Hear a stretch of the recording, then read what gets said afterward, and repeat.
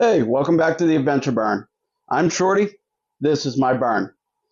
So, if you've been following, my pal Jake and I bought two 2023 KLRs. He bought the big one, I bought the short one, and we're trying to get these set up for some real adventure around the Adirondacks, the country, wherever our imagination takes us. Today in the barn, we're going to be doing a box opening, a review, and an install on the Tusk Pannier Rack. I would like to remind everybody, I am not paid and I am not sponsored. Therefore, any review I do is my opinion and my opinion alone. All right, so what I have here is the pannier rack for my 2023 KLR. What I'm going to do is I'm going to unbox the stuff. I'll lay it out here on the workbench, still in whatever packaging it might be in, part for part. And then I'm going to freeze frame. We'll come back and I'll have everything opened up and displayed so you can see exactly what comes in this kit. Here we go. All right, so as you open the box, there is a box that is labeled Tusk Replacement Pannier Mounts. I got this off of eBay. I believe I paid $197.98. This looks like the rear bumper. One of the side racks.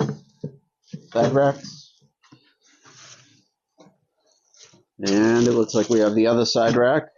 I believe that's all the major components, so we're on a good roll here.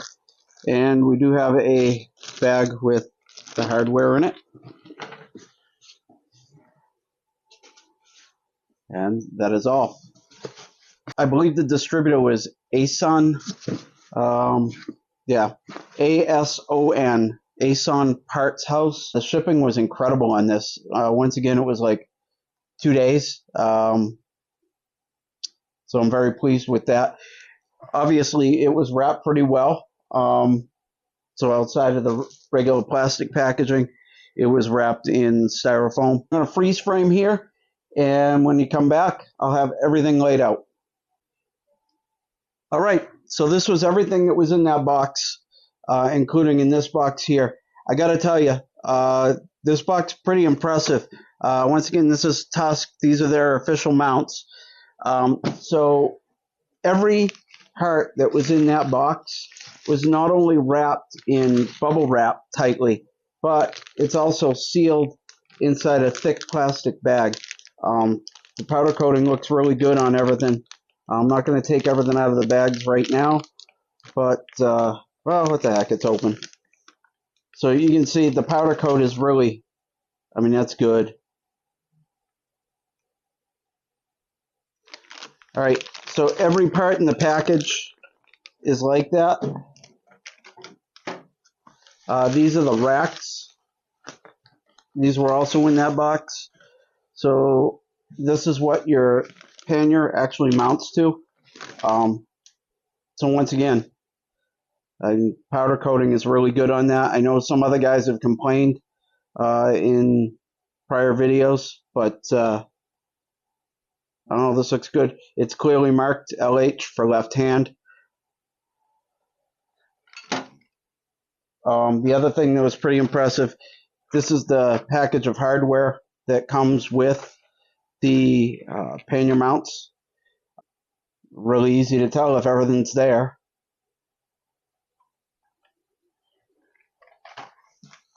And we'll take the right hand one out just because I'm curious. Okay, once again, powder coat's all there. Clearly marked right hand. Outstanding. Okay, and then this was the rest of the stuff that was in the box for the actual racks. So we got the directions, we have the hardware, and then these are the actual racks themselves. This is the quick release, which is actually the reason that I got these bags, this system. Again, the powder coat is very good, clearly marked right hand. So there's going to be, in theory, no guessing. As long as this one says left hand, I guess we're in the game. And there it is. Left hand. And this is the rear, the bumper, if you will. Everything is labeled Tusk, so there's going to be no doubt going down the road for your supporting. I'm pretty satisfied as far as the packaging, the shipping, the powder coating, the fact that I have all the hardware necessary. With that, we'll be back in a minute with the install. To complete today's installation of the Tusk Pannier Rack, you're going to need the following tools. You'll need a 10mm socket. You will need a 13mm socket. You will need a 6mm Allen. You will need a short extension. You will need a ratchet, a 10mm wrench, and a 15mm wrench. And those are the tools necessary for this installation of the Tusk. First step in the directions. Remove this bolt, this bolt. Says we won't be using them again. This is a 6mm Allen head.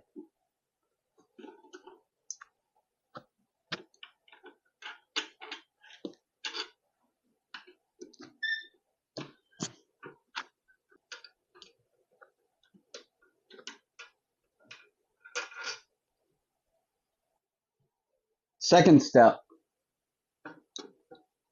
Pannier rack in place. Hand tighten these bolts.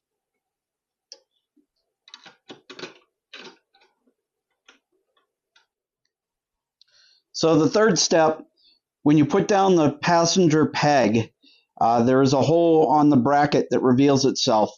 You want to take the hole on the pannier rack, line it up with the hole on the passenger peg, take the 6mm button head bolt that's provided in the kit, slide that through, and there is a 15mm nylon lock nut that goes behind it.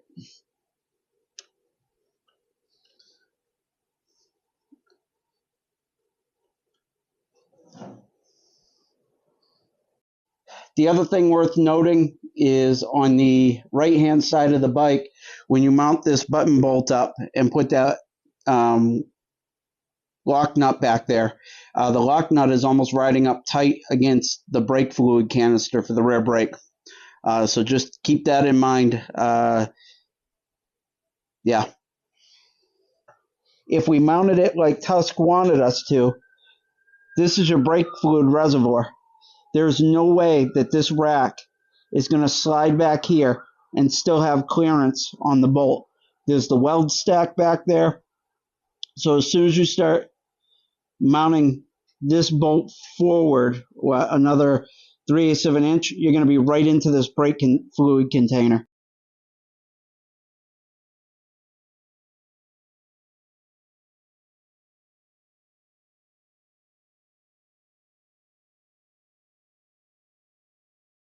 We're on to the next part of this install, which is putting the rear, we'll call it a bumper for namesake.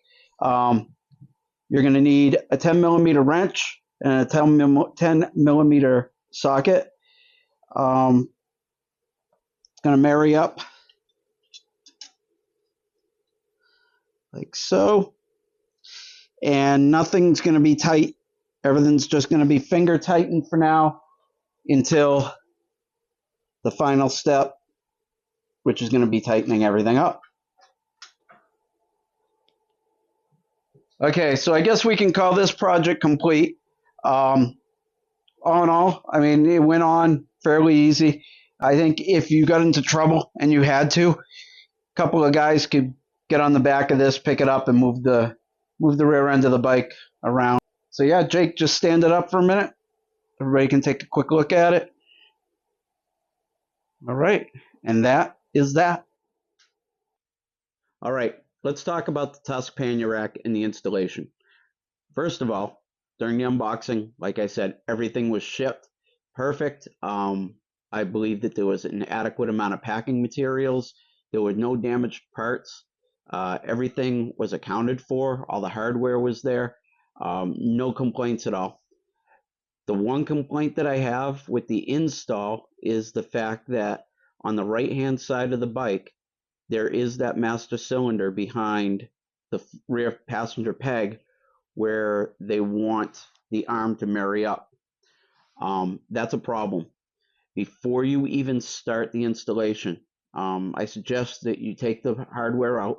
You grab the long bolts that are in there that are an inch and 1/8, and you grab one of the locking nuts, and you go down to the hardware store and get yourself a non-crowned lock nut and get yourself a bolt that is 7/8.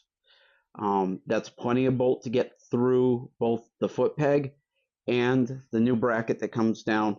And when it's tightened to the non-crown nut, you'll have about a 1/16 of an inch left between the brake reservoir and the bolt head. Other than that, I would say if you go to the hardware store, you have that bolt readily available. You're talking about maybe a 20-minute installation, and it's very, very simple. So with that being said, until we meet on the road or on the trail, I'm Shorty. Have a great night.